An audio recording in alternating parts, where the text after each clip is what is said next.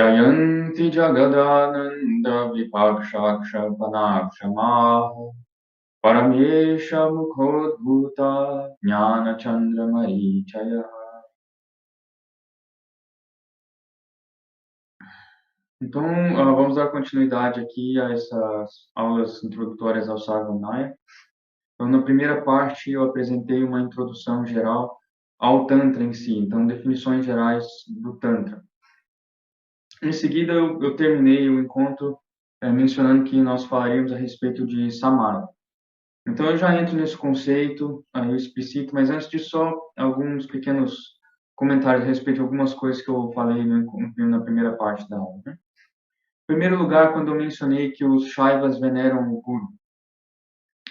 Algo muito importante de ser, na verdade, esclarecido aqui, que eu acho que eu não esclareci o suficiente, é que existe uma grande distância entre o modo como isso é feito dentro da tradição e o modo como isso veio a ser feito no Ocidente. Por quê?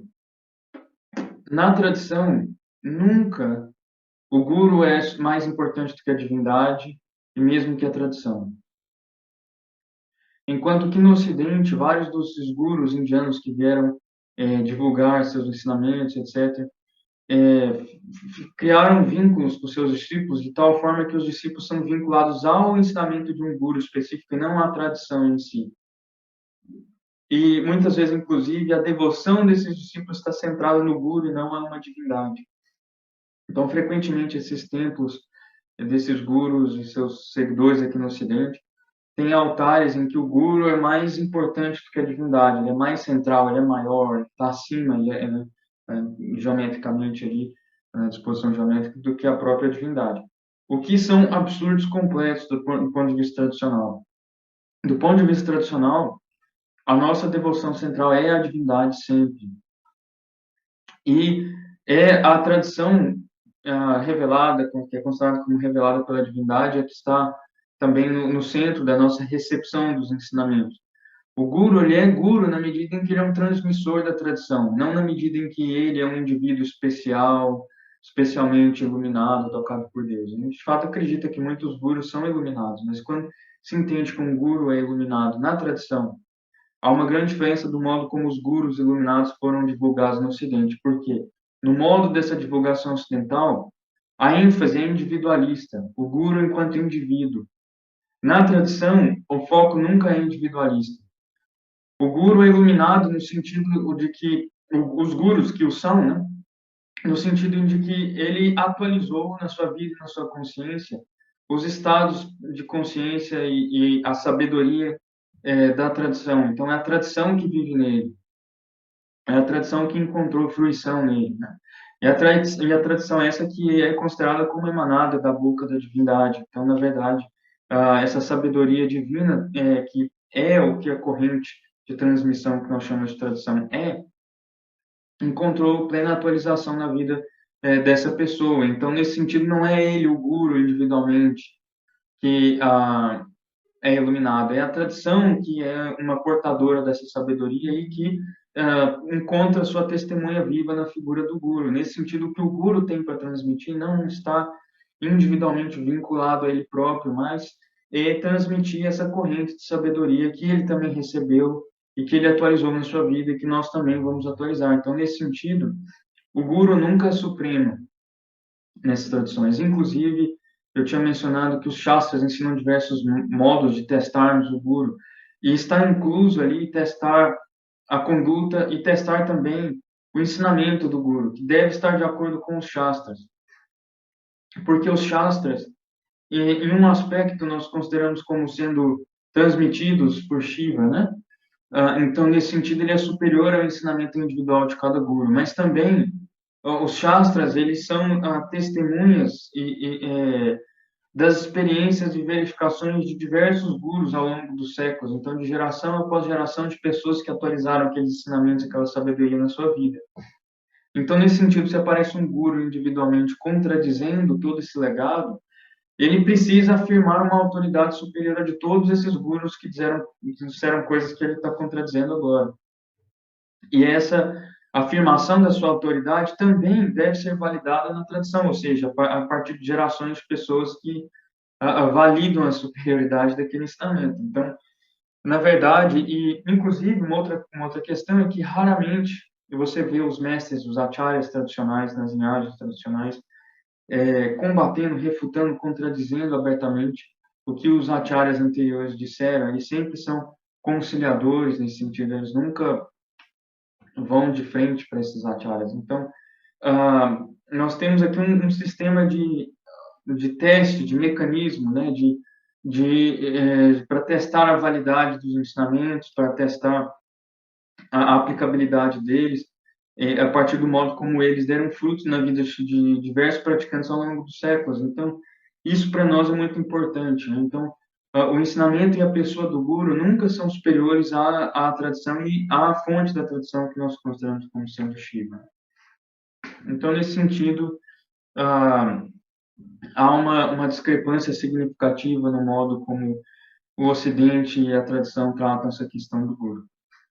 Além disso, eu falei algumas vezes no encontro anterior nesse respeito do papel litúrgico que o guru exerce no momento em que ele está sendo guru, e não se identifica com a pessoa dele em si em todos os momentos da sua vida. Então, mesmo um guru não iluminado, por assim dizer, no momento em que ele exerce a função litúrgica de guru, ele permite a atuação de algo superior a ele mesmo. Então, o ritual e os mantras, eles têm uma potência, uma efetividade que não depende exclusivamente da pessoa do guru, embora, evidentemente, quanto mais atualizado essas potências estão na pessoa do guru, mais intensa é a capacidade de transmissão disso que o guru terá, mas essa eficácia não depende exclusivamente da pessoa do guru. Então, mesmo um guru não iluminado, que não merece intrinsecamente a veneração como guru enquanto tal,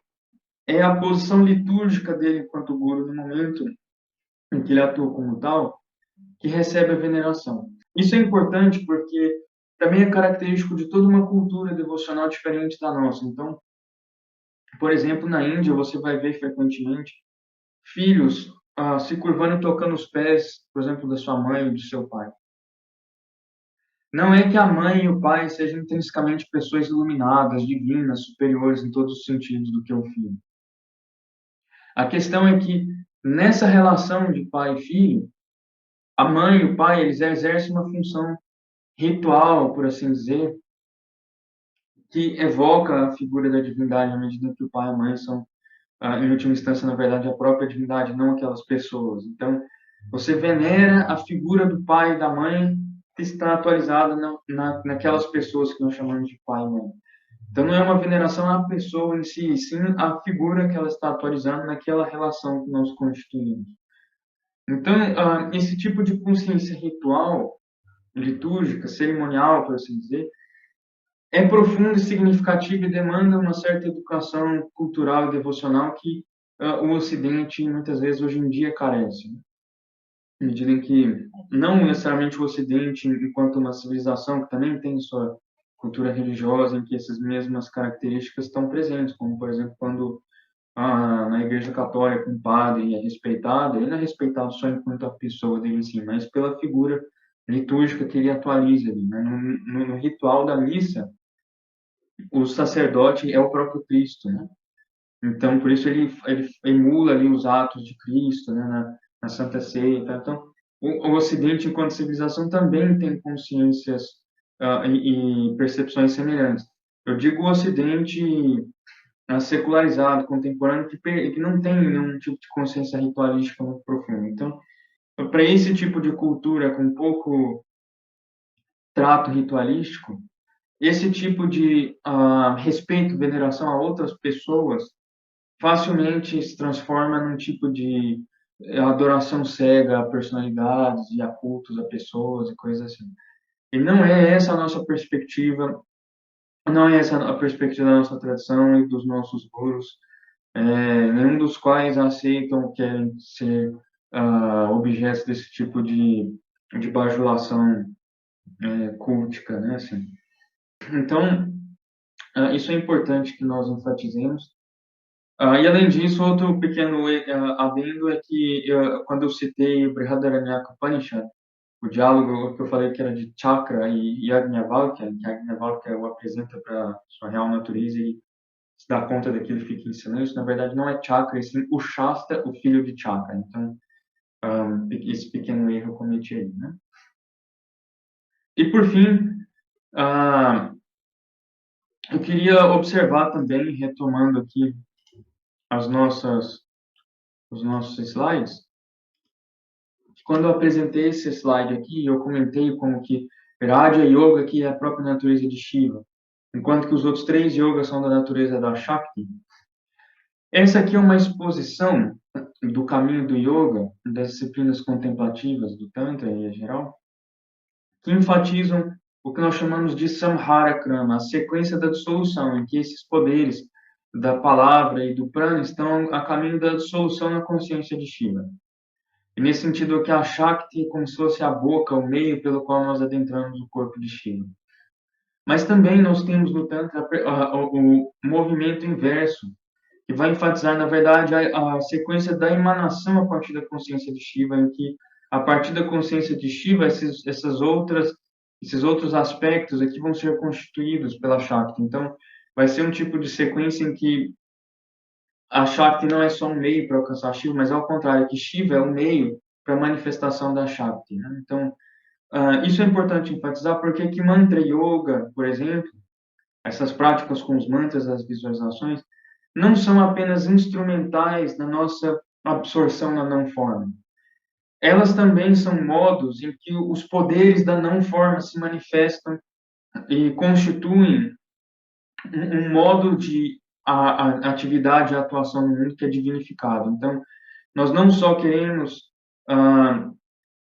instalar esses mantras, essas formas divinas no nosso corpo e mente para eventualmente nos absorver na luz da não forma de Shiva, mas também nós queremos encontrar a luz da não forma de Shiva para, a partir daquela consciência pura, manifestar formas puras de palavra e de imagem, né? Então de som e de luz, para constituir um corpo e uma mente divina que nos permitirão agir no mundo de forma divina, assim como Shiva age, né? Então, esse aspecto da emanação também é uma sequência igualmente importante para nós, né? Então, você pode enfatizar. Então, assim, nesse sentido, a tradição ascética ela enfatiza essa sequência da dissolução.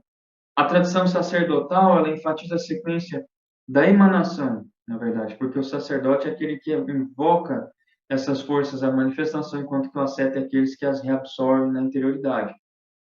Não é por outra razão que na figura clássica do Trimurti, né, os 3 deuses purânicos, em que Brahma é o criador, Vishnu é o sustentador, Shiva é o destruidor, aquele que dissolve os mundos. Brahma, o criador, é um sacerdote, Shiva, o destruidor, aparece como uma asceta, porque o sacerdote ele evoca essas forças de manifestação, enquanto que o asceta as reabsorve. Então, essas duas sequências elas são igualmente importantes, e elas são importantes no modo como o Tantra concebe a Kundalini. Não só a Kundalini no Tantra ela acende solo, né, faz a sequência da absolução, mas também ela volta a descer e a manifestar novamente o corpo e mente de forma divina, estabelecendo uma liberdade intrínseca de ação divina. Então, que é muito importante para a filosofia tântrica, que está ligado ao conceito de Svatantya, da liberdade, da autonomia de Shiva, né? E da mesma forma, na nossa adoração através dos mandalas, os mandalas sempre eles têm essas duas sequências, a sequência em que nós adoramos o mandala do centro até a periferia, então essa é a sequência da emanação, e também a sequência em que nós adoramos o mandala da periferia até o centro, a sequência da dissolução. Então, a contemplação completa do mandala envolve as duas sequências, né? E nós veremos mais adiante na filosofia Spanda o modo como é dito que a Shiva, pelo abrir e fechar dos seus olhos, ele como que emana e dissolve os mundos. Então, essas duas sequências são consideradas o pulsar, né, do olho de Shiva, que ora se dirige externamente, ora se dirige internamente. Só que o estado final, que nós visamos alcançar através da maestria dessas duas sequências, é aquele estado em que não há nem abrir nem fechar de olhos, em que não há nem interioridade nem exterioridade, em que não há manifestação nem cessação, que é representado pelo Bhairavi Mudra, quando o yogi está com o olho completamente aberto, porém a atenção interna. Então, nesse estado não há nem abrir nem fechar dos olhos, porque você entra no ponto intermediário entre os dois, e ali está a forma suprema da Shakti para nós, que é idêntica à natureza fundamental de Shiva, né? Então, essas clarificações feitas, podemos seguir com o tema do encontro de hoje, especificamente, que é Samaya. Eu comentei brevemente ao final da primeira parte da aula que Samaya diz respeito àquela disciplina que é comum a todos os praticantes. Então, é a porta de entrada para a religião Shaiva Shakta. Então, mas Samaya também significa conduta. Então, nos tantras clássicos, cáulicas e mestres como Abhinavagupta, você sempre vê esses dois conceitos formando um par entre si, Samaya e Kaula. Então, Samaya é a disciplina de base da tradição tântrica, que é precisamente aquela que cultiva a autodisciplina, que cultiva normas de conduta, que cultiva normas que devem ser comuns a todos os praticantes da tradição. Então, fala-se muito, por exemplo, do Samaya como certos votos que precisam ser estabelecidos.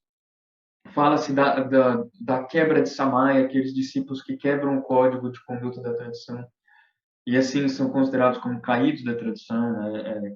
Entende-se que as divindades protetoras da tradição, de alguma forma, protegem o Samaya. Então, aqueles que quebram o Samaya, eles atraem, né? Eles perdem a proteção dessas divindades, assim por diante. Então, Samaya sempre aparece como código de conduta que é a base da tradição.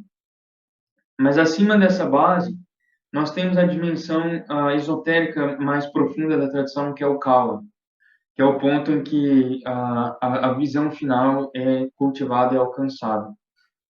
Então, Samaya, de fato, é a porta de entrada e Kaula é a dimensão interna profunda, né, dessas tradições do Samaya.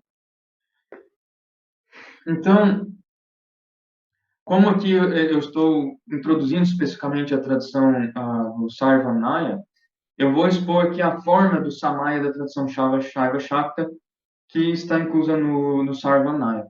Mas diversas formas de Samaya aparecem em diversas traduções tântricas, mas na maior parte delas, esses mesmos elementos que eu vou apresentar aparecem como Samaya. Então, em primeiro lugar, é importante mencionar a forma base do Shaivismo. Então, o Shaivismo, na verdade, ele é composto de duas grandes divisões: o Shaivismo Atimarga e o Shaivismo Mantramarga. O Shaivismo Atimarga é o Shaivismo ascético dos antigos Pashupatas. Então, como um shaivismo ascético, ele é um shaivismo que implicaria o caminho direto da libertação, aquele em que o asceta diretamente se encaminha para a libertação portanto, é um caminho de renúncia e ascese, né? Enquanto que o shaivismo tântrico é um shaivismo mantra marga, que ao invés de simplesmente ir direto ao ponto final da realização espiritual, no shaivismo mantra marga, você passaria por krama, por vários estágios da purificação gradual, do empoderamento gradual. Então, o mantra marga também envolve o empoderamento, né? Até que cheguemos àquele estágio final. Então, indica krama, sequência de níveis de iniciação e assim por diante. Então, o Shaivismo Atimarga sendo ascético, o Shaivismo do Mantra Marga é o Shaivismo sacerdotal, o Shaivismo tântrico, né? Mesmo assim, é o Shaivismo Atimarga que forma a base profunda do Shaivismo Mantra Marga. Inclusive, são os próprios mestres da tradição Pashupata que serão aqueles que receberão a revelação dos Tantras, né, do Shaivismo. Então, toda a estrutura base do Shaivismo Atimarga é a base para toda a tradição do Mantra Marga também. E o Shaivismo Pashupata ele é tão antigo quanto a própria tradição hindu, de certa forma. Nós temos estudos acadêmicos que mostram as origens dos votos Pashupatas no Atharva Veda. Outros estudiosos, como Asco Parpola, que apresentam raízes até pré-védicas, né, da tradição Pashupata. Mas o formato clássico da tradição Pashupata é aquele que é chamado de Panchartika, é aquele que está codificado no Pashupata Sutras, no seu comentário por Kaundinya. E a tradição Pashupata, ela reverencia bastante a figura de Lakulisha, que é esse que está aqui representado nessa imagem da esquerda.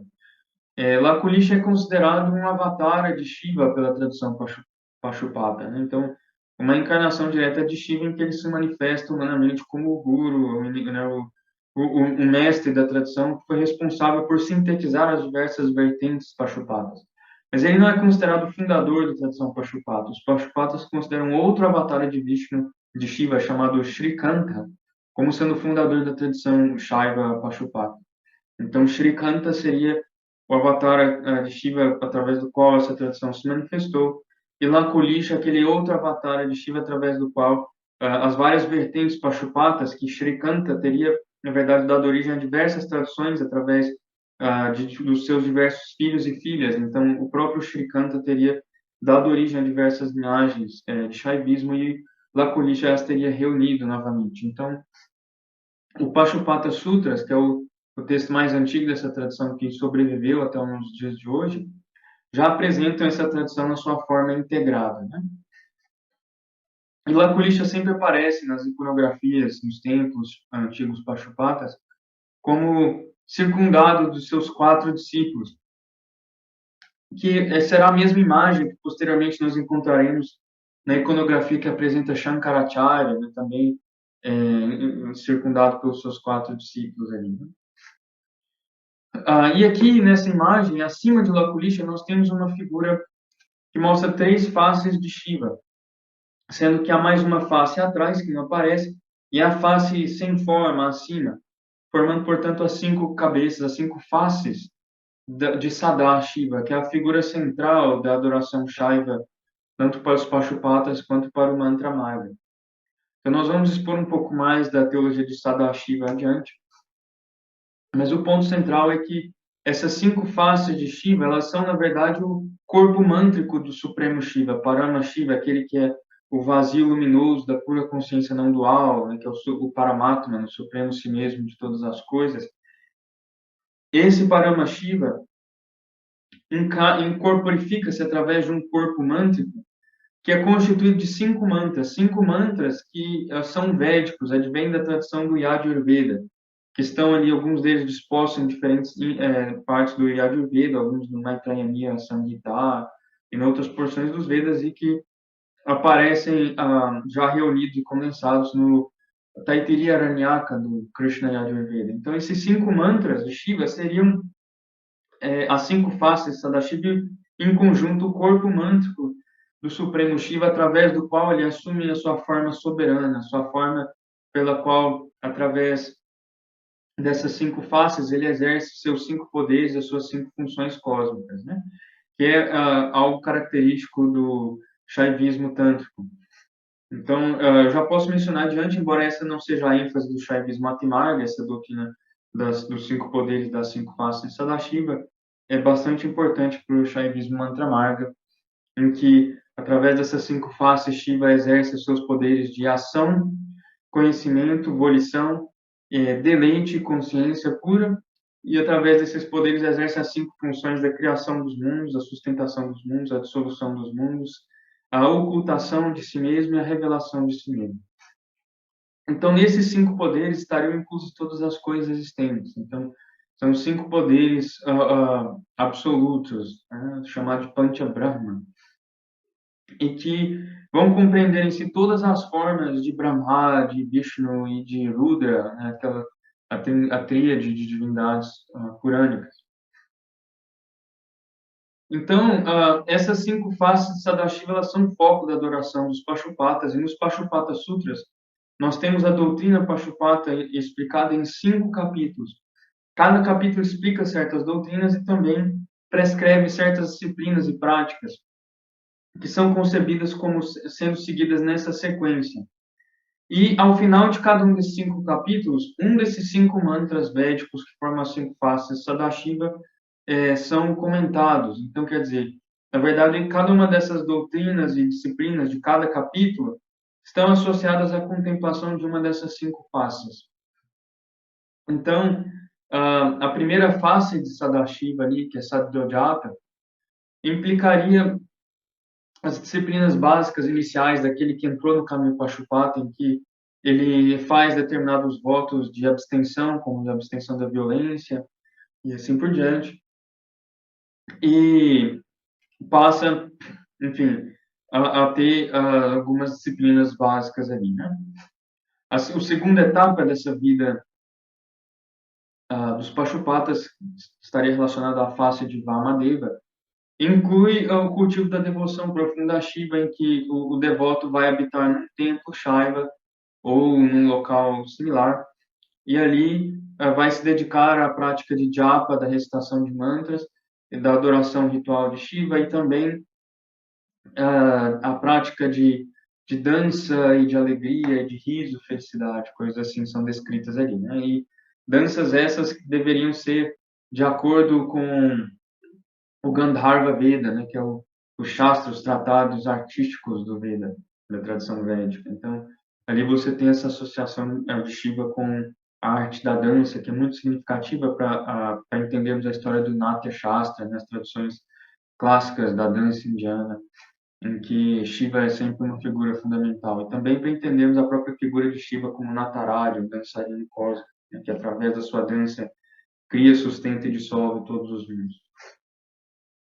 Na parte seguinte, que está afiliada à face de Agora, o Pachupata deveria passar por uma disciplina que é característica dessa tradição, que é ir até as cidades, aos vilarejos, à comunidade em geral, sem nenhuma marca distintiva da sua tradição, sem, portanto, revelar-se como Pachupata, e ali agir como um louco, como uma pessoa indesejável, uma pessoa, de alguma forma, censurável, e atrair a censura das pessoas para si. E há ali prescrições específicas de atos desse tipo que eles deveriam fazer, e dessa forma eles purificariam o seu ego, né, por assim dizer.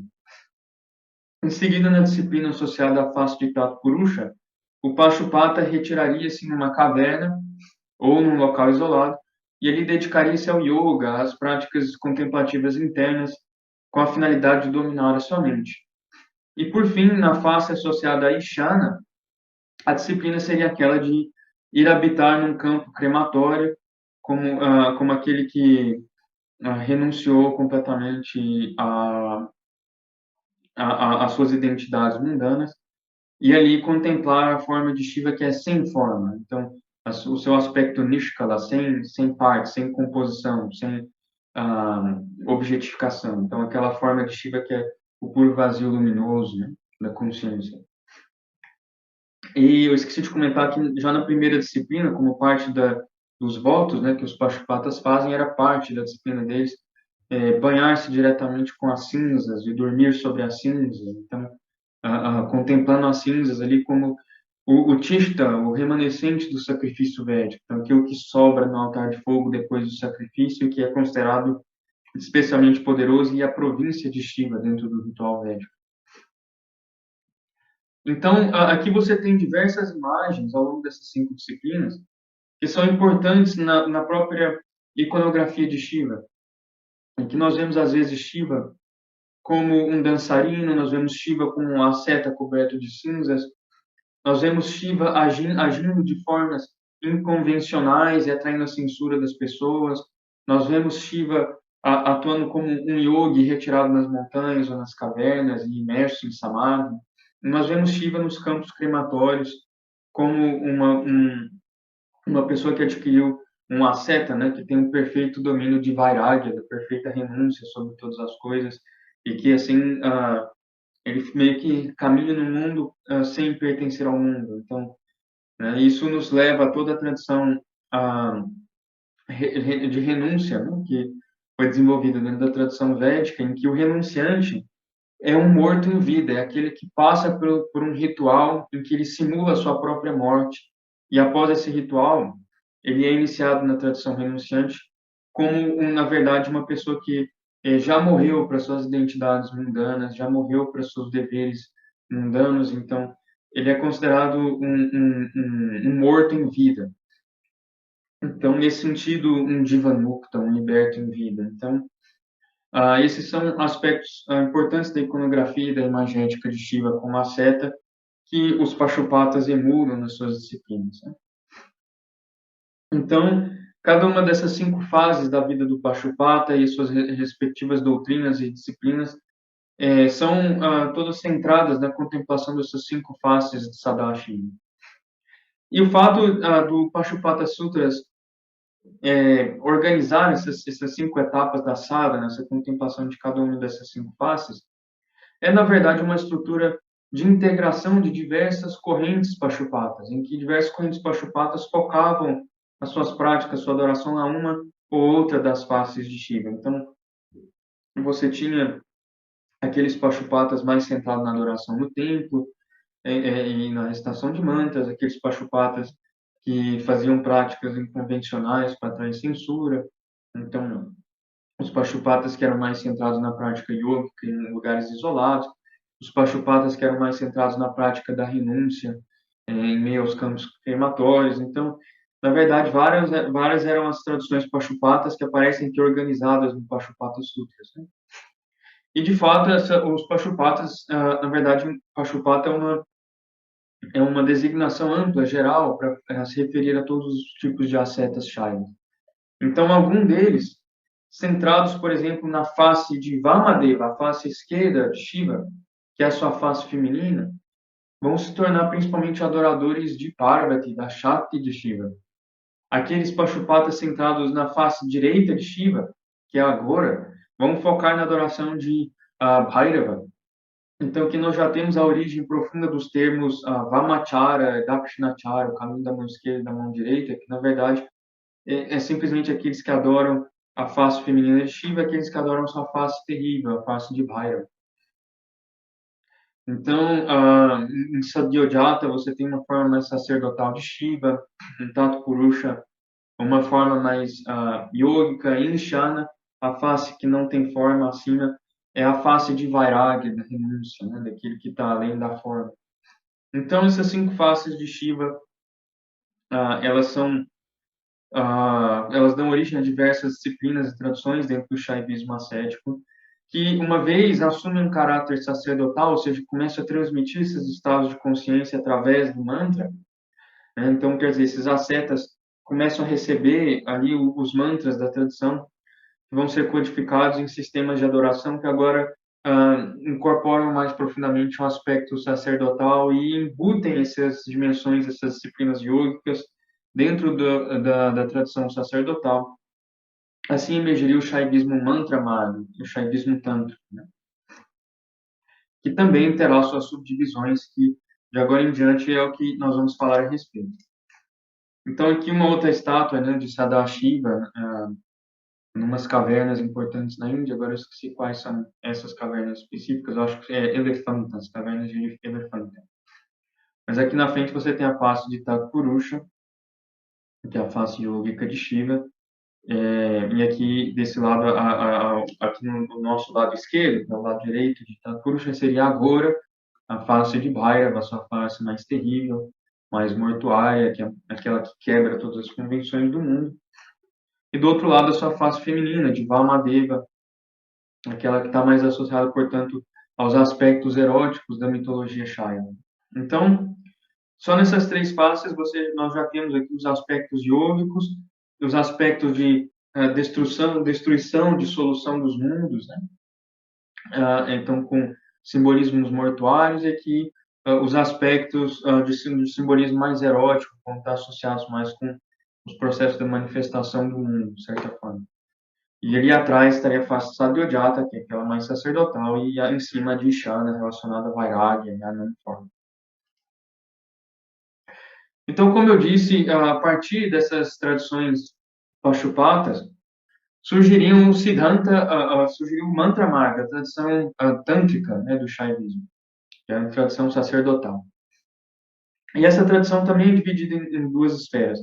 Os Agamas, ou os Tantras do Siddhanta, da doutrina ortodoxa, que é o Samaya, que é o nosso assunto de agora, e também outra divisão, que é os Tantras Cáulicas, que serão os aspectos esotéricos que nós discutiremos depois. Então, aqui eu cito o modo como esses Siddhanta Agamas aparecem referidos no site da Vimarsh Foundation, em que uma breve descrição, né, do Sarvanaya foi feita. Então, é que é dito que na base da revelação tântrica Shaiva estão os 28 Siddhanta Agamas, adorando Shiva e Rudra na forma de Sadashiva, de 5 faces. E as 5 faces, Adhyodhata, Vamadeva, Aghora, Tatpurusha e Ishana. Os 28 Siddhanta Agamas são divididos, na verdade, em 2 grupos.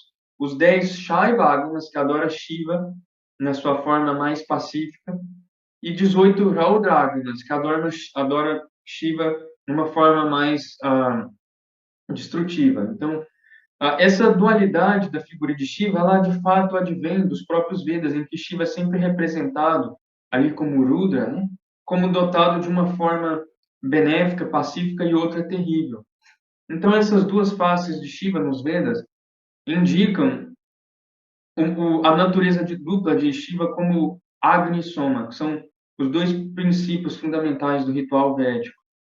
Então, Agni, que é esse aspecto ígneo, que aparece na figura de Prajapati como o fogo sacerdotal, e Shiva é o fogo no seu aspecto destrutivo, então, no seu aspecto que dissolve todas as coisas. Então, os Vedas têm alguns mitos em que Rudra se manifesta do corpo de Prajapati como a fome que quer devorar o próprio Prajapati, e Prajapati começa a adorar Rudra para pacificá-lo, né? Tem um texto do Shatapatha Brahmana que ele dá 8 nomes diferentes para esse fogo selvagem, que é Rudra, e esses são 8 nomes fundamentais de Shiva, adorados até hoje em dia. E aí, essa forma terrível desse fogo que tudo devora é pacificado. E, por outro lado, esse aspecto pacífico de Shiva está associado ao Soma, ao néctar divino, que tudo acalma, tudo cura. Então, se refere àquela forma de Shiva como, que aparece nos Vedas como Mrityunjaya, aquele que nos confere a cura de todas as doenças, que nos permite transcender a morte. Então, a Shiva é a morte, mas também a morte da própria morte. Então, nesse sentido, é aquele que confere imortalidade, que nos revela o estado absoluto da existência, né, e assim por diante. Então, todos esses aspectos estão já presentes na figura de Shiva ali na tradição védica, e esses 2 aspectos vão ser focos específicos desses 2 grupos de Siddhanta Agamas, né? Mas, em todo caso, todos esses 28 Agamas do Siddhanta são considerados como revelados pelas 5 faces de Sadashiva, Adhyodhata, Vamadeva, Aghora, Tatpurusha e Ishana, em diferentes combinações, né? Então, tem os Agamas específicos que discorrem a respeito disso. Se não me engano, o Kirana Agama descreve como de cada uma dessas 5 faces emanariam ali todos os 28 Agamas do Siddhanta.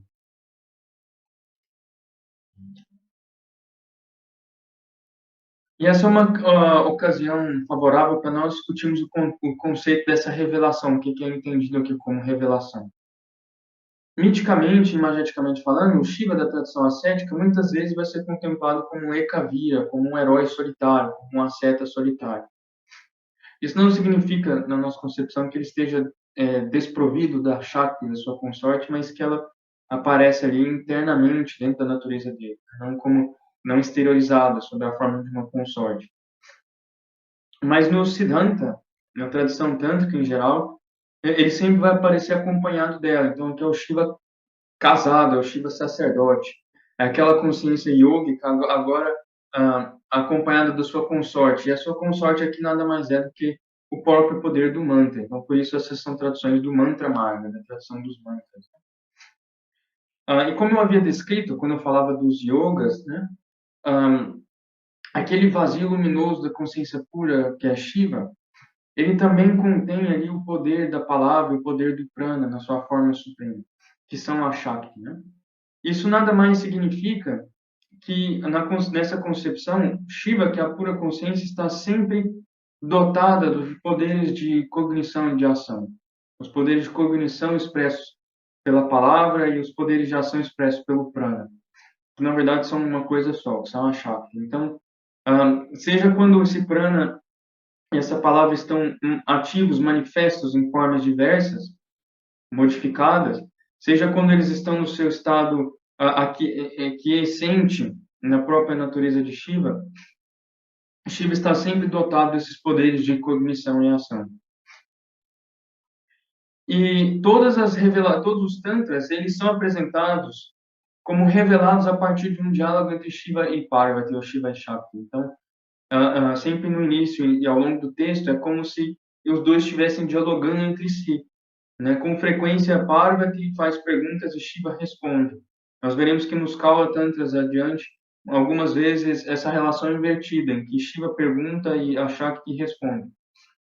Mas, de toda forma, a concepção de Shiva e Shakti como duas coisas diferentes, na verdade, é falsa. Na verdade, são ah, formas de descrever a mesma coisa.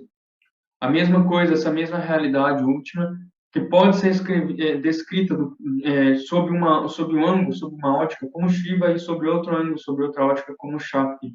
E, na verdade, são uma só realidade. O que quer dizer que esse diálogo que está expresso ali nos Tantras, ele será interpretado pelos mestres dessa tradição como sendo a própria autorreflexividade da consciência de Shiva. Quer dizer, a consciência de Shiva é aquele vazio luminoso acima da mente. Mas essa pura luz, ela tem uma potência no seu, que eles chamam de coração, de vimarcha, de reflexividade, pelo qual ela olha para si mesma. E olhando para si mesma, ela é capaz de representar-se a si mesma, ou como não forma, ou como forma, ou como uno, ou como múltiplo.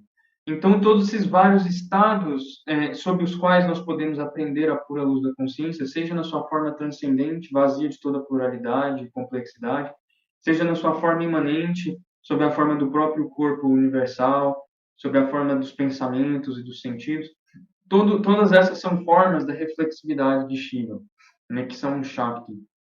Então, esses diálogos nada mais são do que expressões do modo como a consciência de Shiva reflete sobre si mesmo. E é por isso que a Shakti, nesse contexto, aparece fazendo a pergunta, porque a Shakti é esse olhar para si, né, que essa consciência possui. E daí, olhando para si, ela extrai desse estado manifesto da consciência vazia, transcendente da mente, a palavra da sabedoria. Então, através da Shakti, a Shiva assume a forma de Sadashiva, dessas 5 faces, que são as 5 bocas pelas quais ele transmite a sabedoria e assim dá início a essas várias correntes de ensinamentos. Então, a Shakti é a própria boca de Shiva nesse sentido, e através dela Shiva assume a forma desses diferentes tipos de transmissão de discurso. E para cada uma dessas formas que Shiva assume, a Shakti também assume uma forma correspondente para acompanhá-lo. Então, nós veremos como isso é muito importante para entendermos o Kaula Tantra adiante, em que nós vamos falar bastante desse par, Shiva e Shakti. Mas aqui, por enquanto, nós estamos focando apenas na parte de Shiva e vamos, aqui no Samaya, né, nessa parte da aula, nós vamos falar de Shiva e nós vamos falar de Shakti separadamente. Posteriormente, no Kaula, eles são integrados. Então, nesse sentido, a revelação tântrica, na verdade, é descrita como esse diálogo de Shiva e Shakti. E em meio ao diálogo entre Shiva e Shakti, sempre é descrito que um sábio ou outro, um rishi, um siddha, por acaso escuta esse diálogo e assim o recebe em si e o codifica e o transmite sob a forma dos ágamas. Isso significa que os grandes mestres da tradição tântrica, de alguma forma, penetram nesse diálogo interno da consciência suprema, que é a própria sabedoria. E essa sabedoria, então, assim, é transmitida como um diálogo, né, da consciência suprema consigo mesmo. Além disso, é significativo do Siddhanta Agamas aquela estrutura quadripartite que eu já havia mencionado, de tratar seu conteúdo, seus ensinamentos em porções distintas: Charya, conduta; Kriya, o rito; Yoga, as práticas contemplativas; e Vidya, a sabedoria direta da consciência suprema. Então, essas dimensões todas costumam estar inclusas no Siddhanta Agamas, e aqui você já tem todo um profundo desenvolvimento ritual, yógico e filosófico dentro dos Tantras, e que vão formar, dentro da tradição do Siddhanta, 4 níveis diferentes de iniciação, que vão ser chamados de Samaya, Putraka, Sadhaka e Acharya. E que também dentro da tradição devocional Shaiva vão ser concebidas cada uma dessas quatro etapas do caminho Shaiva como dotadas de um humor devocional diferente por Shiva e um tipo diferente de união com Shiva. Então, em Charya seria o serviço, em Kriya seria então a posição, o cultivo do serviço para com Shiva, em Kriya a noção de que nós somos filhos de Shiva, então Putraka, em Yoga que nós somos a forma e semelhança de Shiva, em Vidya que nós alcançamos a identidade com o próprio Shiva. Então, assim, quatro tipos de união com a divindade são descritos respectivamente como Salokya, habitar o mesmo mundo da divindade, Samipya, a profunda intimidade com a divindade, Sarupya, que é ter a mesma forma da divindade, e Sayudhya, que é alcançar a identidade com a divindade. Ressaltando que os teólogos, filósofos da tradição do Siddhanta, ou seja, aqueles que vão codificar e interpretar os ensinamentos desses 28 ágamas, eles não são não dualistas estritos, eles são ou dualistas ou Bheda-bhedins, aqueles que combinam a diferença e a não diferença. Então, a tradição interpretativa considera que os Shaiva-ágamas, os 10 ágamas que adoram Shiva na sua forma pacífica, são dualistas, e os 18 Raudra-ágamas, que adoram Shiva nessa forma mais feroz, eles são Bheda-bheda-ágamas. Então, eles contemplam a não diferença, mas com uma sutil diferença entre a divindade e o devoto. Nesse sentido, atingir a identidade com Shiva não significa, por assim dizer, dissolver a individualidade do devoto. Né? O devoto, de alguma forma, mantém a sua individualidade, mas atinge um estado de absorção em Shiva, por assim dizer. E eu trago aqui, a seguir, para nós termos um pequeno um saborear, né, da disciplina espiritual dessa tradição, um trecho de um Shaivagama e depois um trecho de um Raudragama. Então, aqui o Shaivagama é o Parakya Tantra, que é um dos tantras importantes dessa tradição, e é um trecho que explica bastante das disciplinas espirituais do Tantra Shaiva aqui, dentro de Samaya. Parakya Tantra descreve. Pelo uso de gestos rituais, ou mudras, diagramas ou mandalas, e os mantras, que são seus membros, focalizando a mente, que é dharana, concentração, dhyana e yoga, esse Senhor Supremo e Pacífico, Shantaha, que é o sentido supremo e profundo da palavra Shiva, é adorado por aqueles que desejam os frutos de poderes sobrenaturais e da libertação. É esse mesmo Senhor que é adorado residindo no corpo composto por seus mantras. Ele é o Supremo Shiva. Portanto, Shiva é estabelecido nos Shastras como sendo ao mesmo tempo de duas formas, Sakala e Nishkala. Eu já vou explicar tudo isso. Essa apresentação dele como composto de partes, Sakala, não é, em última análise, real, como o é para uma alma comum, mas construído, Kalpaniya. Pois, de outra forma, ele não poderia ser adorado por todos, sendo desprovido de um corpo. Portanto, este corpo daquele puro Senhor é formado de puros mantras. Portanto, este artifício de um corpo é adotado para o fim da adoração. Como o culto é uma parte necessária dos ritos ordenados, deve ser adotado para obter seus frutos. Então, eu vou começar minha explicação pela porção intermediária, quando se fala das duas formas de Shiva, Sakala e Nishkala. O que o Tantra aqui está chamando de Sakala e Nishkala é similar ao que os Vedantas chamam de Saguna e Nirguna. Sakala quer dizer composto, dotado de partes.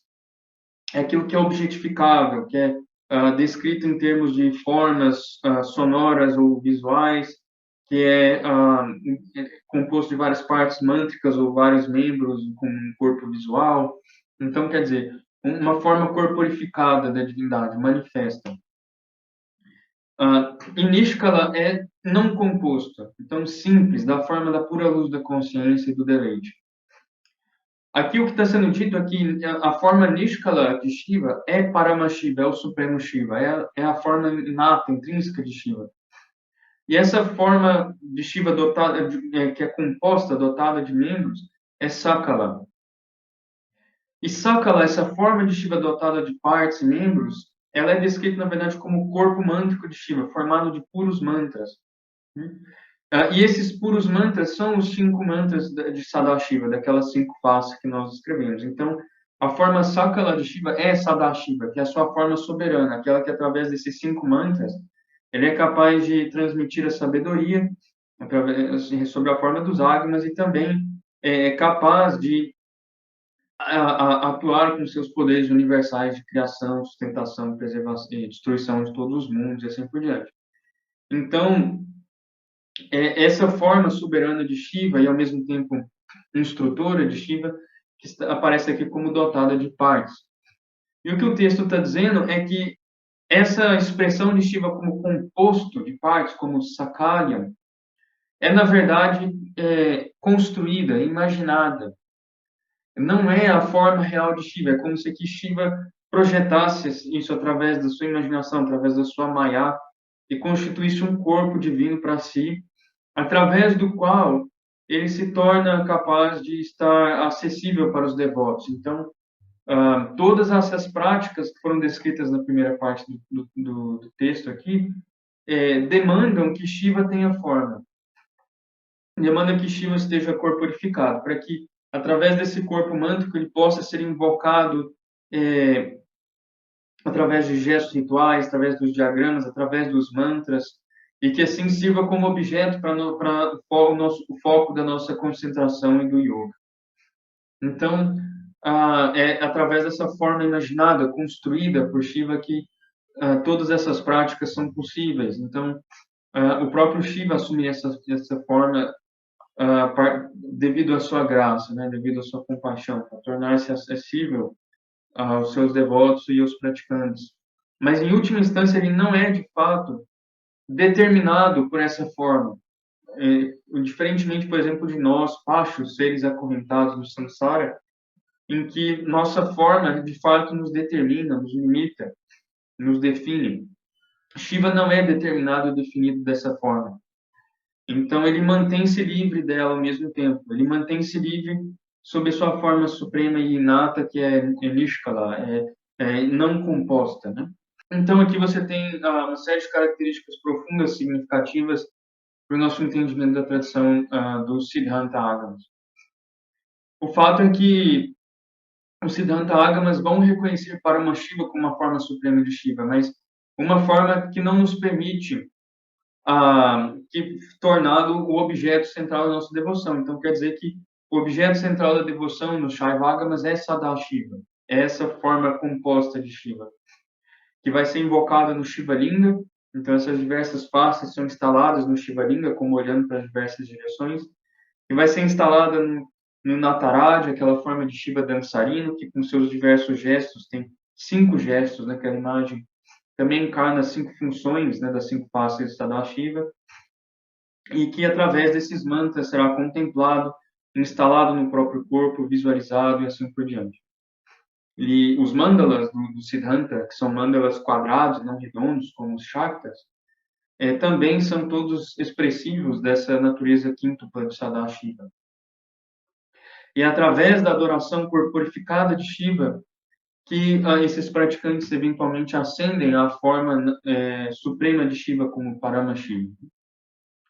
Então, essa é a concepção que vale a pena enfatizar aqui nesse momento. Em seguida, vejamos um trecho de um Raudra Agama, no caso, o Raurava Agama. O que é interessante de observar nesse trecho do Raurava Agama que eu trago para vocês é o modo como todas aquelas 4 disciplinas fundamentais que são assunto do Tantra aparecem aqui dispostas. Né? Então, Charya, Kriya, Yoga e Vidya. Então, diz o trecho do Raurava Agama. Os sábios iluminados são espontaneamente inspirados a adorar o Senhor Shiva, que está sempre presente no espaço do coração de cada ser vivo.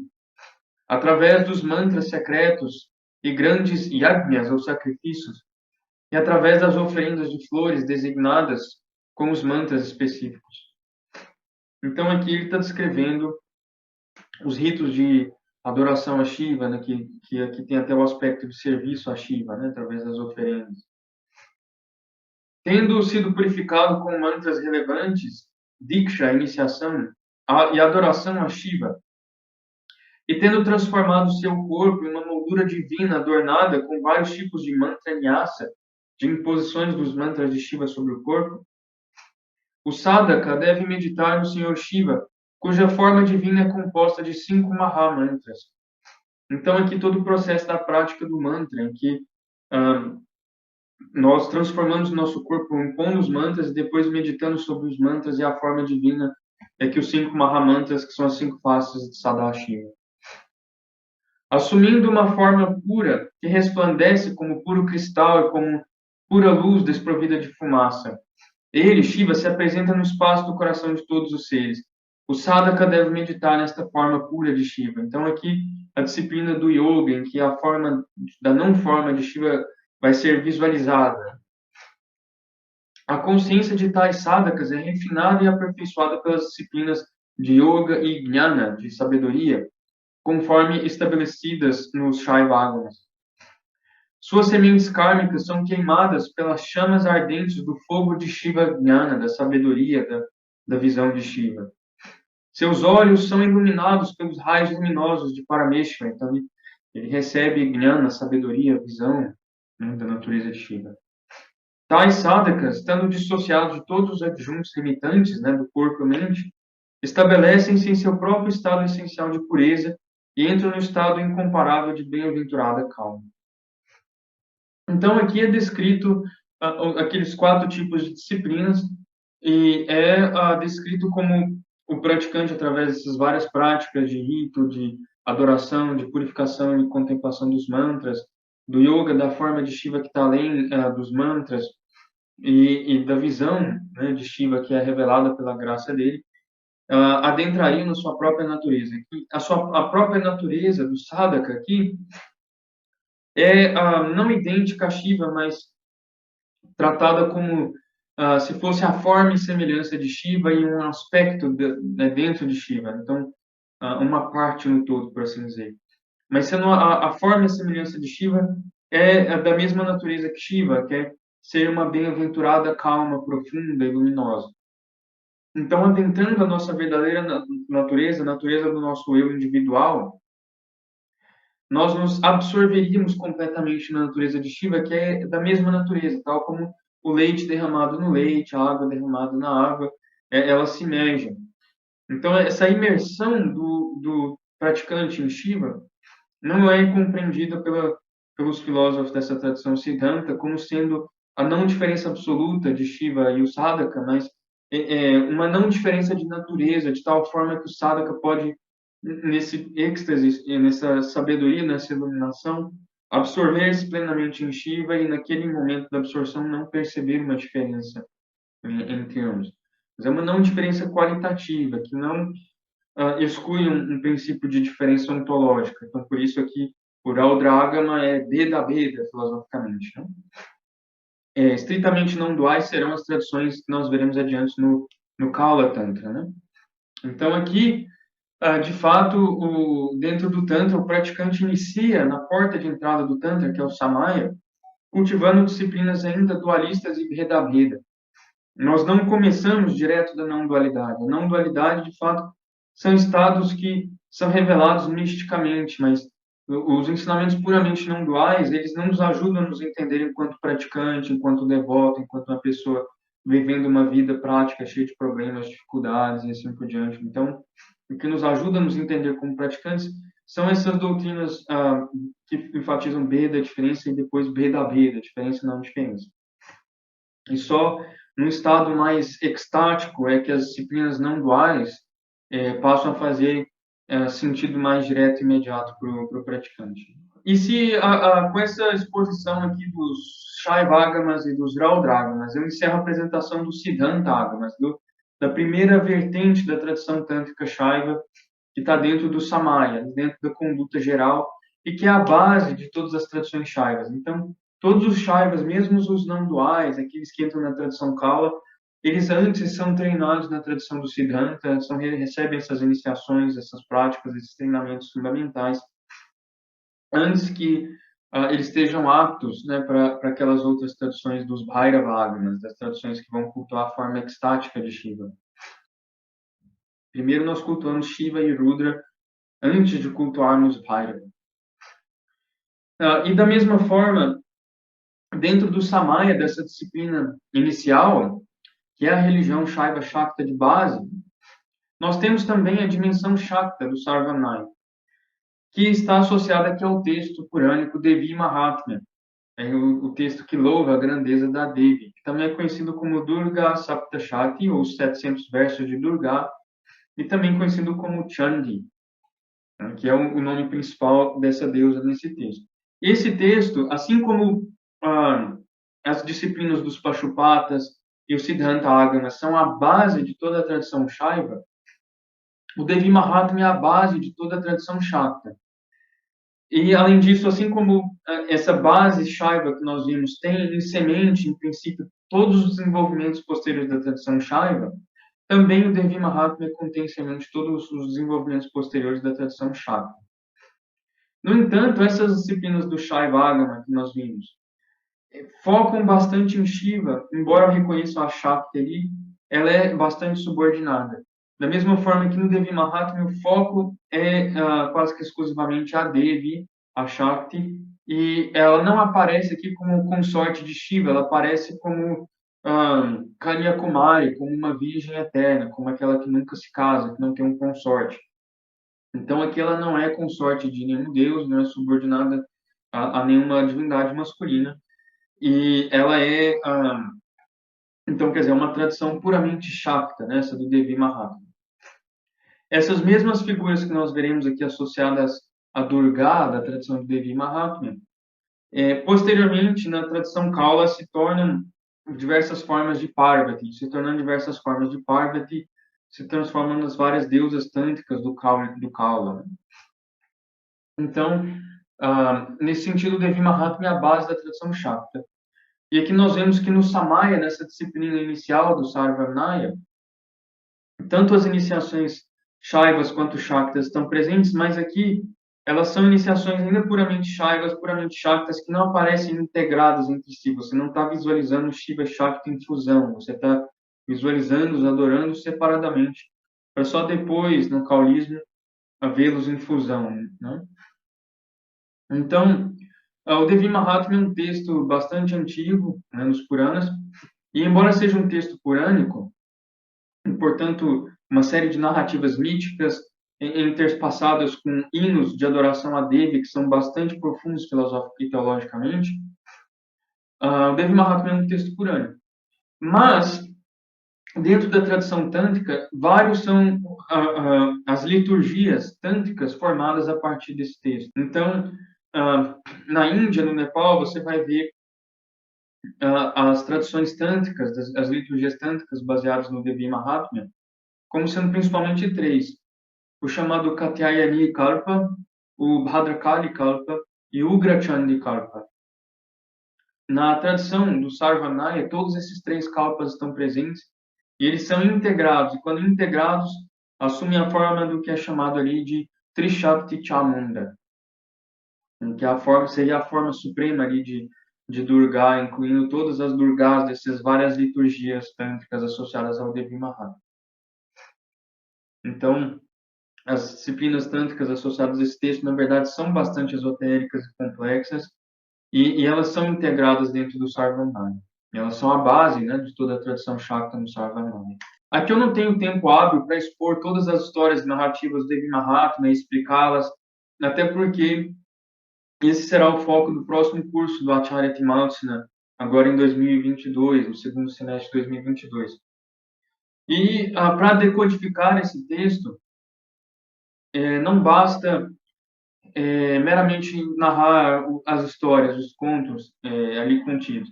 É preciso meditar profundamente nos hinos filosófico-teológicos ali presentes, mas também interpretar essas narrativas à luz das liturgias tântricas que as decodificam. Então, na verdade, um texto bastante esotérico, que se torna como que código para destravar vários ensinamentos Shaktas nos Tantras Shaktas como um todo. Mas, em geral, o Devi Mahatmya ele é composto de 13 capítulos, mas esses 13 capítulos são divididos em 3 narrativas, 3 histórias, 3 charitas. E é concebido e visualizado que uma forma da Devi preside sobre cada um desses 3 charitas. O primeiro charita, que se restringe ao primeiro capítulo do Devi Mahatmya, seria aquele presidido pela forma de Mahakali, que vocês veem aqui à esquerda, uma forma de Kali com 10 cabeças, 10 braços, 10 pernas, e que aparece ali nessa narrativa associado ao estado de Pralaya, da dissolução do mundo, que microcosmicamente é o estado da consciência do sono profundo. Então, é descrito ali como que o mundo inteiro está dissolvido sob a forma do oceano primordial, e Vishnu está ali adormecido pelo poder de Mahakali, de Mahamaya, esse poder que é nesse contexto chamado ali no texto de Yoga Nidra, da absorção yogica de Vishnu, né, sob a influência de Mahamaya. E do umbigo de Vishnu emana Brahma, o criador do mundo, a sua potência dinâmica, rajástica, que é um tema purânico comum. Das ceras dos ouvidos de Vishnu emanam ali 2 asuras que têm a intenção de destruir Brahma. E Brahma tenta acordar Vishnu, não consegue, assim ora para Mahamaya, para Mahakali, que através do seu poder remove o seu poder adormecedor de Vishnu, permite que Vishnu se desperte e assim em frente derrote esses asuras. Em outros textos é narrado que esses asuras, uma vez derrotados, se tornam a terra, né, o firmamento ali a partir do qual a criação vai se desenvolver. Mas o fato desses asuras emanarem ali dos ouvidos, das ceras do ouvido de Vishnu, indicam que eles são o karma dos seres sencientes que está ali em estado latente durante o pralaya, mas que volta a se manifestar no novo ciclo da criação, e que, segundo as doutrinas hindus, a divindade ela constitui o universo não tal como ela idealmente visualiza o universo, mas tal como o karma dos seres sencientes que o habitarão demandam que o universo seja. Então, o universo ele é constituído de forma apropriada ao karma dos seres sencientes. Então, aqui, esses asuras, Madhu e Kaitaba, indicam o karma, né, dos seres sencientes, que está em estado latente, no estado de pralaya ou no sono profundo. E Mahakali, que, portanto, é a deusa que preside esse estado da consciência do sono profundo, em que tudo está dissolvido, né, que é descrito nas Upanishads como uma massa de luz e deleite, sem nenhuma forma estando distinguível ali, né? Então, esse estado de consciência está associado a Mahakali, que em termos do yoga está associado à Kundalini ali na base da coluna, né, que é a dimensão tamásica de Kundalini, em que ali ela está só como um potencial de todos os poderes e da consciência associados à Kundalini, e que também, nesse sentido, é responsável tanto por nos atar quanto por nos liberar. Então, o hino associado a Mahakali no Devi Mahatmya a louva como Mahamaya, a grande ilusão, mas também como Mahavidya, a grande sabedoria, aquela que é a causa da nossa prisão e também a causa da nossa libertação. Então, ela nos prende à medida que ela mantém a nossa consciência presa ali no chakra da base, por assim dizer, mantém a potência da nossa consciência, que é a Kundalini, adormecida ali, mas também é pelo favor dela que essa consciência se desperta. Então, por isso o Devi Mahatmya começa pela prática do louvor da adoração de Mahakali. Em seguida, o segundo charita, a segunda história, está associada à figura de Mahalakshmi, que é que aparece no quadro da direita. E a narrativa de como Mahalakshmi emerge inclui a figura de Mahishasura, que seria um demônio na forma de búfalo, que, através do poder da sua sese, entrou numa guerra contra todos os devas, contra todos os deuses, e o subjugou e assumiu as suas funções cósmicas e as suas moradas divinas. E assim os deuses, despossessos do seu império, despossessos do seu reino, se unem, vão até Brahma, Vishnu e Shiva para pedir ajuda, e todas essas divindades, inclusive Brahma, Vishnu e Shiva, em conjunção, emanam todo o seu poder, toda a sua fúria, toda a sua luz, e a forma condensada, agregada da luz, do poder de todos os devas é Mahalakshmi. Ela aparece ali dotada das armas de todos esses deuses e assim por diante. O que indica que, na verdade, é ela que, presente imanentemente em todos os deuses, os concede poder e os concede conhecimento e luz. Né? Então, é através do poder e da sabedoria dela que todos os deuses são capazes de conhecer e agir, e assim por diante. Então, aqui, Mahalakshmi, que está imanente através da ação de todos os deuses, se explicita sob a forma suprema da Devi. Então, essa Mahalakshmi, em seguida, ela entra no combate com Mahishasura, o derrota, e assim restaura o império dos deuses, né, os seus lugares de direito no governo do universo. E todos esses mitos têm aspectos yogicos profundos, em que já nas Upanishads é descrito que os devas e os asuras, a nível microcósmico, são as disposições virtuosas e viciosas das nossas faculdades. Então, as nossas faculdades, em sua disposição virtuosa, são deuses, as nossas faculdades em disposições viciosas são asuras. E aqui ela restaura o domínio do Dharma, da virtude, portanto, em todo o nosso ser. E, além disso, ela é a Kundalini desperta, que se mostra, quando desperta, como sendo a potência que vivifica todas as nossas faculdades. Então, é pela vida e a luz da Kundalini que todas as nossas faculdades são dotadas de capacidade de ação e cognição. E no momento em que essa Kundalini Shakti se desperta, é que nós nos damos conta disso. Ela aparece manifestamente como essa potência que vivifica todas as faculdades. Então, e que antes estava oculta, né, agindo imanentemente através das faculdades, e agora explicitamente, né, revelada ali como a potência de todas elas. Então, o estado de consciência associado a Mahalakshmi seria o estado de consciência do sonho. Né? Assim, e toda a história aqui se dá num mundo meio celeste ainda, não num mundo completamente terreno. E assim como em Mahakali, na história de Mahakali, toda a história se dá ainda na dissolução do mundo, né? No estado de sono profundo. Por fim, o terceiro charita, a terceira história, a terceira narrativa, está associada à figura de Mahasarasvati.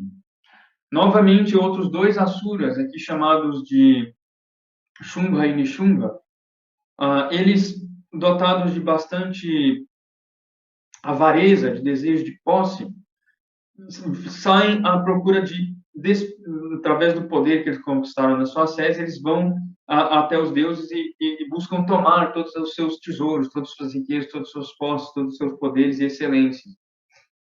Então, os deuses despossessos de todas as suas posses aqui vão até os Himalaya para invocar a deusa. E ali, em meio aos hinos de louvor e invocação da deusa, eles veem uma moça se banhando no rio. E essa moça se vira a quem vocês se dirigem. E antes que eles respondam, uma forma divina se manifesta a partir dela, que é Mahasarasvati, e responde, né, que, a quem os devas estão invocando. E essa forma que restou, né, depois da saída dessa forma luminosa, se torna a Kali, escura. Então, nessa terceira porção do texto, há essas duas formas da Devi. Mahasarasvati, que é uma forma puramente branca, luminosa da Devi, e Kali, a sua forma da não forma. E essa moça que estava tomando banho no rio, né, ninguém mais, ninguém menos do que Parvati, né, a consorte de Shiva. E aqui, novamente, diversas narrativas de guerra, a Devi lutando contra todos os asuras, os exércitos dos asuras se seguem, em que é característico dessas narrativas que a Devi ela se divide em 8 formas, que vão ser as chamadas 8 mátricas, que eu vou apresentar a seguir, que são, eu vou comentar a respeito delas a seguir, mas através dessas 8 mátricas ela luta contra todos os exércitos dos asuras e, afinal, reabsorve todas as mátricas de volta no seu corpo e revela que ela é tudo que existe, que nada está fora dela. Então, ela revela a sabedoria última da não-dualidade e derrota o Asura final, que é Shunga. E, por fim, o texto termina com retomando o cenário inicial, em que todas essas narrativas elas são narradas por Medas, um sábio que vive na floresta, que conta essa narrativa para dois personagens que são um comerciante e um rei. Aqui um rei que perdeu o seu reino e um comerciante que perdeu suas posses, assim como, portanto, os devas ali nas duas narrativas perderam o seu domínio, o seu reino, e depois também perdem suas posses. E esse comerciante, esse rei, desprovido do seu reino, das suas posses, vão até o sábio, explicam o que é que nos ilude, né? E o sábio começa a contar essas narrativas para descrever a Devi como a fonte de toda a nossa ilusão, mas também como o poder que nos liberta. E ao final das narrativas, o rei e o comerciante se retiram na floresta, eles se dedicam a recitar o Devi Suktam dos Vedas. Aí, recitando o Devi Suktam, a Devi aparece para eles e concede ao comerciante moksha, porque o comerciante havia desenvolvido vairagya, a renúncia, e ela concede para ele moksha, a libertação final, conhecimento libertador, e concede para o rei o retorno do seu reino e a bênção de ser o novo humano, o novo progenitor da próxima humanidade, no próximo ciclo universal, o próximo Manvantara. Então, essas narrativas nos apresentam dois aspectos fundamentais do Shaktismo, de que a Devi ela é paradoxal. Ela é a causa do nosso aprisionamento e também a causa da nossa libertação. Então, no Shaktismo, caracteristicamente, aquelas forças que nos atam, que constituem o nosso samsara, são as mesmas forças que nos libertam. Então, o Shaktismo não rejeita essa roda das energias que é o samsara. Ao contrário, busca alcançar a libertação através delas, porque são as mesmas forças que, tratadas de forma ignorante, nos atam, tratadas de forma sábia, nos libertam. E, além disso, é característico também do Shaktismo que a Devi ela concede não apenas a libertação, mas também poder, siddhi e bhoga, desfrute.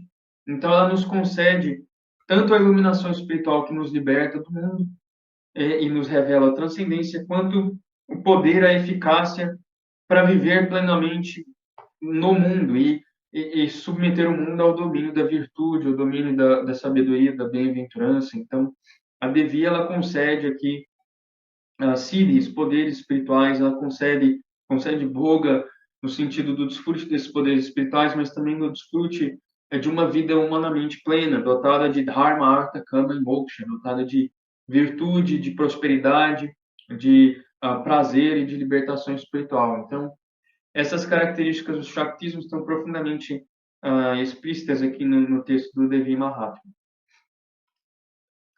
Então, eu tinha descrito para vocês as mátricas, que são 8 deusas manifestas a partir do corpo de Mahasarasvati. Retornando aqui, desculpa. Nessa narrativa aqui de Mahasarasvati, que se manifesta a partir de Parvati, nós temos claramente o estado da consciência da vigília, porque aqui o cenário da história é terreno, é os Himalaias. E, além disso, ela que indicaria, yogicamente falando, aquele estado em que a Kundalini, ascendendo até a cabeça, nos revela a sabedoria não dual. Então, em última instância, nos revela Shiva, embora não seja posto dessa forma no Devi Mahatma, que é um texto puramente Shakti. Então, aqui, enfim, a Mahasarasvati como essa sabedoria, como uma forma completamente explícita do poder mântrico, né? Enquanto que Mahakali, na base da coluna, é a forma potencial do poder mântrico. Mahalakshmi, no peito, aqui vai ser a forma vivificante do poder mântrico. E aqui Mahasarasvati é a forma iluminante, né, do poder mântrico. Então, as mátricas que emanam ali do corpo de Mahasarasvati, elas são o fundamento das tradições tântricas, porque as mátricas são os conjuntos de fonemas que formam o alfabeto do sânscrito. Então, elas são as potências fundamentais da palavra e do mantra. E elas são associadas aqui como consortes, ou os poderes femininos de diversas divindades védicas. E, por fim, elas também vão indicar o ciclo de emanação e absorção. Então, começando, a primeira das mátricas é Brahmi, que como Brahma está associado à emanação. Depois passamos para Maheshwari, Vaishnavi, não, Kaumari, Vaishnavi, Varahi, Narasimhi, a Indri, que é a consorte de Indra, para em seguida voltarmos a Chamunda, que é a forma de Kali, a forma terrível de Kali que aparece no Devi Mahatmya, bebendo o sangue dos Asuras, impedindo que eles se reproduzam, né? Especificamente o Asura Raktabidya. Então, como aquela forma que dissolve toda a proliferação de desejos e pensamentos e assim faz com que o yogi retorne ao estado da não forma, o estado nirvikalpa. Então, essas 8 mátricas, indicando ali essa sequência da emanação e da dissolução, elas são muito importantes nos tantras, porque elas são os vários conjuntos de fonemas que formam o alfabeto, que formam, portanto, a totalidade do poder mântrico, e que são, tal como foi exposto anteriormente, tanto a causa da prisão quanto da libertação. Então, no momento posterior dessa apresentação inicial do Sarvamaya, eu vou apresentar como que a filosofia tântrica apresenta essas mátricas como os poderes que nos atam, que nos fazem um pacho, um ser acorrentado no samsara, porque elas são as potências da linguagem, que uma vez emerjam, manifestam o pensamento dualizante, o pensamento conceitual, que distingue sujeito e objeto, e assim nos atam na consciência dualista. E essas mesmas mátricas, uma vez realizemos a nossa identidade com Shiva, se manifestam como nossos poderes, as nossas Shaktis, as Shaktis de Shiva. Então, nós vamos explicitar esses aspectos filosóficos posteriormente. E nesse aspecto liberto, as mátricas são as próprias yoginis, as divindades que formam a roda dos poderes da consciência de Shiva, que são todos eles temas centrais ao Tantra Kaulika e que aparecem revelados, em primeira instância, aqui dentro da tradição do Devi Mahatmya. Então, essas 3 deusas que presidem as 3 histórias do Devi Mahatmya são Mahakali, Mahalakshmi e Mahasarasvati. Essas 3 deusas, elas são adoradas pelos praticantes do Tantra do Devi Mahatmya, das liturgias que codificam o Devi Mahatmya, como indicando as formas divinas de Tamas, Rajas e Sattva. E os Asuras, que cada uma dessas 3 formas das deusas derrotam nas narrativas do Devi Mahatmya, são as formas aprisionantes de Tamas, Rajas e Sattva. Então, essas 3 deusas, elas aparecem como purificando toda a nossa natureza e manifestando as formas divinas da nossa natureza psicofísica. E, por fim, essas 3 formas da deusa se agregam na forma suprema de Chandika, ou Durga, que é sempre visualizado como uma Mahishasura Mardini, aquela que derrota o Asura sobre a forma do búfalo. Então, essa forma da deusa com a sua lança, a lança que é Jnana Shula, a lança do conhecimento, que é a própria consciência suprema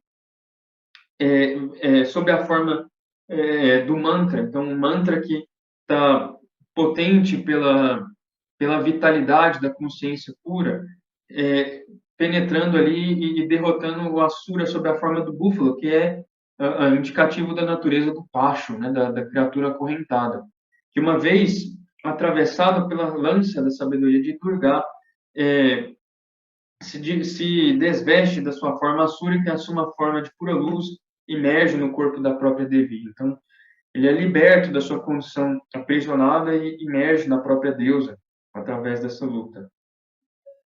Então, é essa deusa que se manifestaria sob a forma daquela tríade. Então, ela que está expressando-se sob a forma dessa tríade, então ela é a própria Kundalini, ela é o próprio poder mântrico, a sabedoria suprema sob a forma do mantra. Então, como eu disse, essa Durga, ela também é manifesta sob a forma de um conjunto de deusas chamado as Navadurgas, as 9 Durgas, que serão identificadas de formas distintas nas 3 liturgias tântricas que eu citei, o Katyayani Kalpa, Bhadrakali Kalpa e o Grachanda Kalpa. Então, o mais conhecido desses Kalpas é o Bhadrakali Kalpa, que é mais seguido na região da Bengala. Então, cada uma dessas 9 Durgas frequentemente aparecem associadas às 9 noites do Navaratri, né, que acontece em outubro, o Navaratri principal do ano. Mas existem outros dois kalpas, Katyayani e Ugrachandi. O Ugrachandi sendo considerado o mais esotérico na tradição nepali. E a fusão desses três kalpas, essas três liturgias, formaria a disciplina de Durga, né, no Tantra do Sarvamaya. E como eu havia comentado, essa tradição do Devi Mahatmya ela é puramente Shakta, ela apresenta a deusa como Kanyakumari, como virgem, aquela que não se casou, que não tem um consorte.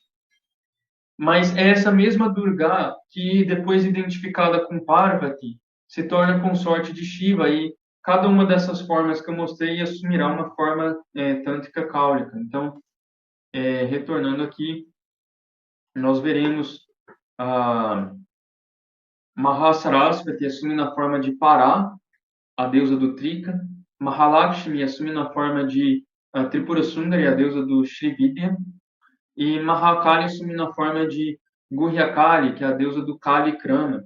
Então, três das principais tradições linhagens cáulicas que nós citaremos posteriormente. E, por fim, a forma agregada de Chandi Durga como Kubjika, como aquela deusa que vivifica as outras três, se manifesta sob a forma das três. E, por fim, teríamos ainda a forma da não forma, a deusa acima de todas as formas, que estaria associada à face suprema de Shiva. Então, essas deusas, tal como eu enunciei agora, como Pará, Tripura Sundari, Guhyakali, Kubjika, todas elas aparecem no Kaula Tantra como formas de Parvati, como formas da consorte de Shiva. Então, todas essas identidades de Durga, do Devi Mahatmya, uma vez reunidas dentro do Tantra Shaiva, se revelam como essas diversas deusas cáulicas. E o que é interessante aqui dessa imagem à direita, que mostra Shiva e Parvati, é que nós temos os animais, os veículos animais das duas divindades. O touro, veículo de Shiva, e aqui o tigre ou o leão como veículo de Parvati. Sendo que, na verdade, o tigre e o leão sempre é o veículo de Durga. Então, o fato de Parvati aparecer como tendo o tigre ou o leão de veículo, demonstra sua identidade profunda com Durga. Então, assim, nós terminamos a exposição do Samaya, das disciplinas gerais do Tantra, Shaiva Shakta, em que no Shaiva Siddhanta, nos 28 Siddhanta Agamas, nós temos a disciplina base, fundamental do Tantrismo Shaiva, e no Devi Mahatmya nós temos as disciplinas fundamentais do Tantrismo Shakta.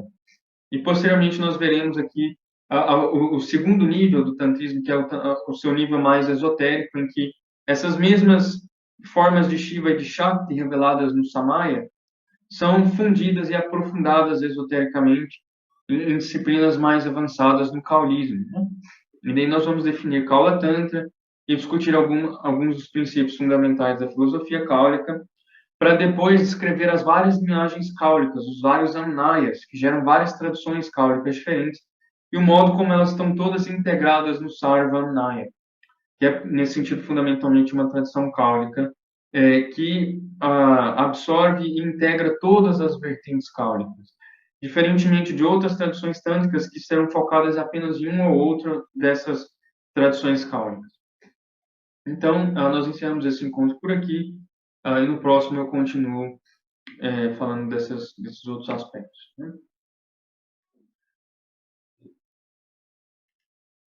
Gantashu lahalani shankhamusale chakram dhanu sayakam astabjai dhadatim ghananta vilasa chitam shuttulya prabham gauri deha samudbhavam trijagatam adhara bhutam maha purvamatra saraswati manubhaje shumbhadi daitya dini